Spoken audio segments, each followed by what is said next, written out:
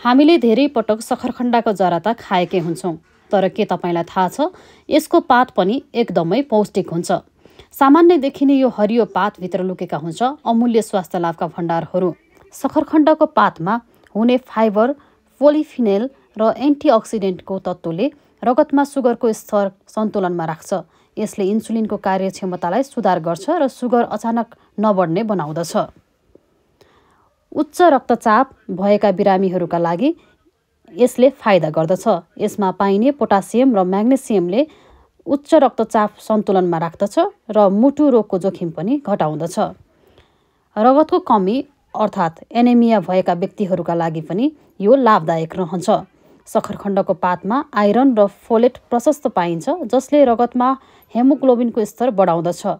विशेष गरी गर्भवती महिला र महिलाका लागि लाभदायक रहन्छ। यसमा भिटामिन ए, सी र एन्टिअक्सिडेन्ट हुने हुँदा छाला र कपाल सम्बन्धी समस्या भएका व्यक्तिहरूका लागि लाभदायक रहन्छ।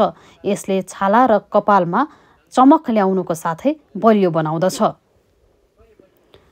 कम प्रतिरक्षा प्रणाली भएका व्यक्तिहरूका लागि यो लाभदायक रहन्छ। बारम्बार बिरामी हुने, थकाइ लाग्ने वा रोगसँग लड्ने क्षमता कमजोर भएका व्यक्तिहरूका लागि सखरखण्डको पात प्राकृतिक इम्युनिटी बुस्टर हो।